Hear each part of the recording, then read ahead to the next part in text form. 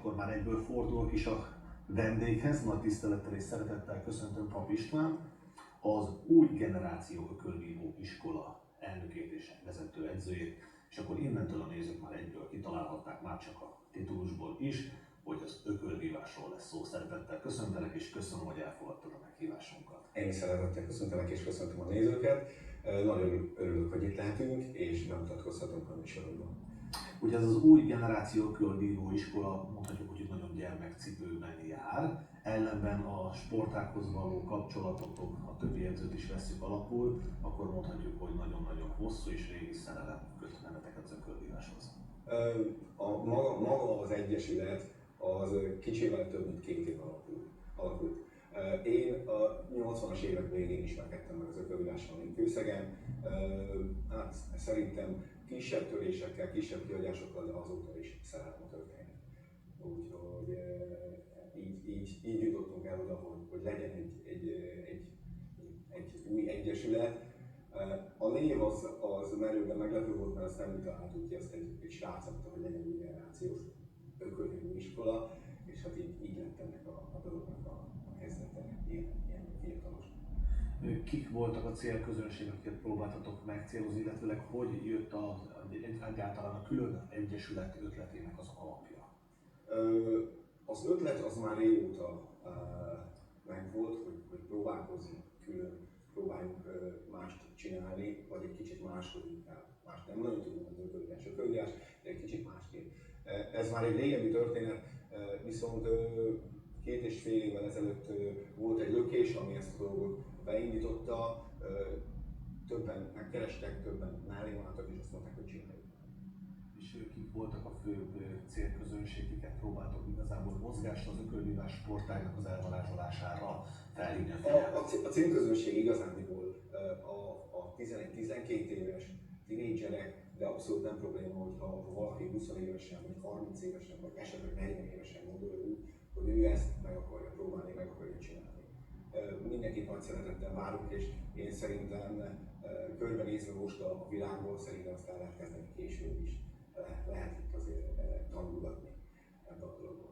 Mint elnök, illetve mint vezetőedző, nyilván hogy a hosszú-hosszú pályafutásodban mondtad a 80-as évek ezelőtt az idestől a 30-40 éve, hogy számolunk, és akkor azt elnézést is kérek, hogy gyorsan kötőjellel hozzá, hogy ezt így kimertem mondani. Kitől, illetve mitől lesz valaki tehetséges, vagy jó ökölvívó alapanyag? Hát az ökölvívás egy nagyon összetett sport. Szerintem ugye egyrészt lelkileg is nagyon ott kell lennie a fiúknak, lányoknak, és testileg is nagyon ott kell lenni.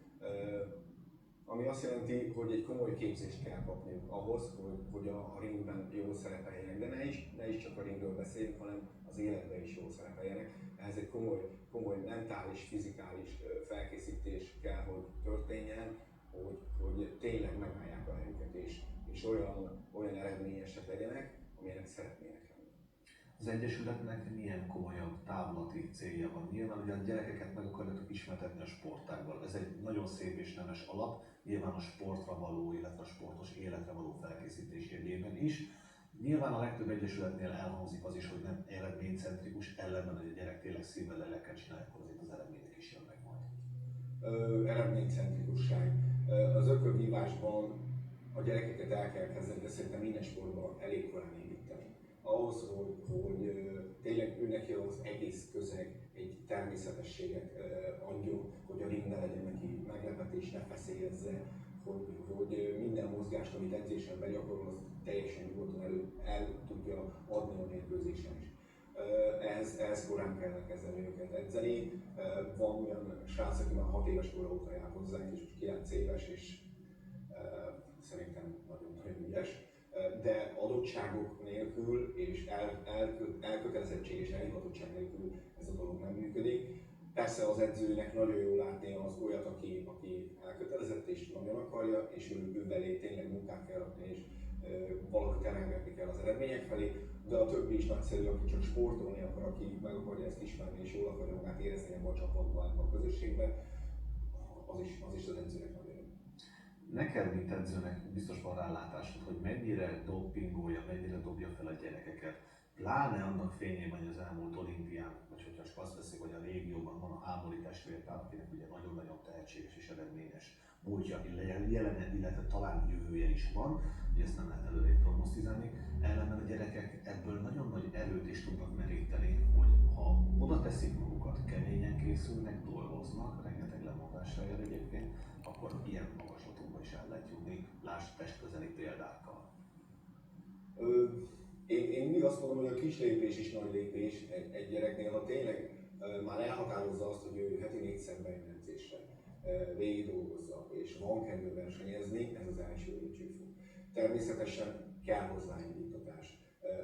Egy ilyen testvérpár, egy ilyen eredmény, ez mindenféleképpen adhat egy első lökést, hogy legalább bejön a terembe és itt van. Aztán, hogyha megismerkedik a sporttal, megismerkedik a nehézségeivel, megismerkedik azzal, hogy tényleg mennyi edzéssel jár, és még mindig vállalja, és még mindig motiválja, akkor tényleg elérhető szerintem is az, ami a Hámori testvérpárral történt, és ott lehet rájuk az olimpián. Az ökölvívás talán abban a szempontból specifikus sportág, egyrészt mondhatod, hogy nagyon-nagyon sokrétű. Ugyanakkor azt nem árt megjegyezni, hogy talán ez az egyetlen olyan sportág, ahol a gyerekek hát nem csak fizikálisan, de lelkileg is nagyon nagy pofonokat tudnak kapni, és éppen ezért nem csak a ringen belül, hanem azon kívül is kell őket úgy trenírozni, hogy ezeket a kudarcokat, vagy éppen a nagyon nagy sikereket is megfelelő helyen tudják kezelni. Hát igen, a kérdés nagyon jó, és felvázolja azt, hogy ez egy olyan sportág, ahol igazán bent a ringben mindenki 100%-on visz. A pofonok 100%-on csattannak, és a végeredmény nem mindig az, amit mondjuk a sportoló vagy az edző várt, esetleg a bíró másképp látta, olyankor ez egy második pofon. És néha ez nagyobb, mint amit elszenvednek benne a ringben. Ha ezt nem tudjuk kint kezelni, ha ezt nem tudjuk felvázolni a srácoknak, hogy ez sajnos benne van a sportágban, hogy sok versenyen kell részt venni, hogy ismerték kell tenned magad. Ahhoz, hogy a bírók is mindig úgy lássák a mérkőzést, ahogy ez tényleg történik. Erre láttunk nagyon magas szinten is példákat, meg hát látunk alacsonyabb szinten is példákat, hogy ez azért a versenyzőt megviseli. Az első egy-két év mindig egy egyesület életében van vízválasztó. Életképes tud maradni, van-e potenciál benne, van-e jövőképe, elképzelése, de lehet azt mondani, hogy a ti esetetekben egy hosszú és kemény munkának egy hatalmas mérföldkője történt meg, nem is olyan régen, hiszen egy nagyon szép és fényes sikert tudtatok aratni. Igen, én is úgy érzem, hogy ez a lépcső, amit most megléptünk, ez szerintem is az első lépcsőfok ahhoz, hogy talán a többi gyerek is úgy érezze, hogy itt van lehetőség. Kovács Bálinttól utaztunk el szeptember 25-én a Serdülő Magyar Bajnokságra Hajdúszoboszlóra, ahol a súlycsoportjában 10 voltak, ugye Serdülő fiúk 48 kg-ba, és ott a bronzérmet sikerült megszerezni a Bálintnak. Két komoly mérkőzést vívott, mind a két mérkőzésen nagyon szépen helytált. Az elsőt megnyerte, az elődöntőbe viszont kikaptunk. Ezt is lehetett volna másképp látni. Ugye az egyszerű mindig lehet, hogy mi nyertünk, de nem baj. A lényeg, hogy nagyon szép két mérkőzést vívott. Bálint vépen tanul, és hát egy év közös munka van ebben a dologban. Én azt hiszem, hogy egy év alatt, aki egy magyar bajnoki dobogóra fel tud állni, úgyhogy igazán az ellenfelei csak kiemelt, úgymond a súlycsoport kiemelt boxolói, egy Ferencvárosi és egy központi sportiskolás, egy KS-is boxoló volt. Én szerintem az nagyon nagy iránytű mindenkinek. És innentől egyébként az elért eredmény is mondhatjuk azt, hogy talán másodlagos, mert ha látod, hogy a versenyző hol kezdte és hova jutott el, és igazából az idő rövidségét is lehet mondani, mert egy év annyira nem tűnik olyan hosszú időnek, pláne egy sportoló életében, hogy mennyi lemondással, mennyi küzdelemben, mennyi fejlődéssel járt, ezt az edző is belső körbe, belső szemmel jobban tudja látni és érezni. Én úgy hiszem, hogy maga az út, amit végigjártunk a Bálinttal, az is egy nagyszerű út volt. Ugye elkezdődött a dolog azzal, hogy elkezdett hozzánk járni edzésre a Bálint, járt már előtte más sportágat, sőt ökölvívást is azt hiszem csinált máshol, de körülbelül hát egy évvel ezelőtt kezdtünk el együtt dolgozni. Ment a dolog, nagyon szorgalmas volt az elején is, De természetesen jöttek a kezdeti pofonok, hiszen az első 4 mérkőzésünk a Bálintól az hát valamilyen szinten vereség, kudarcnak nem mondanám, vereség volt. Kikaptunk a mérkőzéseken, de látszott hogy ő tényleg akarja ezt a dolgot. És meg is fordult ez a dolog idén nyáron, és onnantól kezdve igazán csak győztes meccseket hozott. Voltunk 4-5 egynapos kupákon az országban többfelé, Budapesten, Kecskeméten, mindenfelé, és ott már tényleg tudta hozni a tőle elváltott szükség, ami ő tényleg nagyon keményen boxolt, nagyon oválosan, nagyon akarta a győzelmet, be is hozta a meccseket. És ez most a magyar bajnokságon is. És ugye szokták volt mondani a sportolói berkekben, hogy kudarc igazából olyan, mint kudarc kifejezésként nincsen. Azt szokták mondani, hogy vagy megnyerem, vagy nekifutok még egyszer, akkor a fiatalember például tökéletesen apostrofálja ezt, hogy hiába veszít egy mérkőzésen, akár zsinórban 4-szer is, vagy 5-ször, vagy akár 6-szor, ez teljesen mindegy, lényegtelen. Ha az tehát a minden mérkőzésen látható az a fejlődési éve, akkor az igazán rutinosan, vagy éppen korábban kezdte hosszabb ideje űzni ezt a sportágat, idővel fel fogja tudni vele is venni a kesztyűt, illetve a versenyt. Hogyne, természetesen. Nem tudom, és nem akarok hülyeséget mondani, hogy most a Ferencvárosi fiú vagy a Kásis fiú mióta öklöznek, de valószínűleg jóval érdem, mint a Bálint, de nem látszott az a színvonalbeli vagy színkülönbség, ami ilyenkor azért meg kéne, hogy mutatkozzon.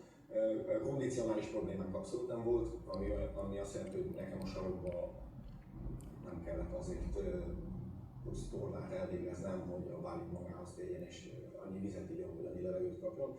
Ő nagyon jól bírta ezt a 3x1,5 percet, ami ugye a számunkra most még ki van írva. Jövőre természetesen már nem ez lesz, mert ugye junior csoportba lépünk át, és ott már 3x2 percet kell húszolnia.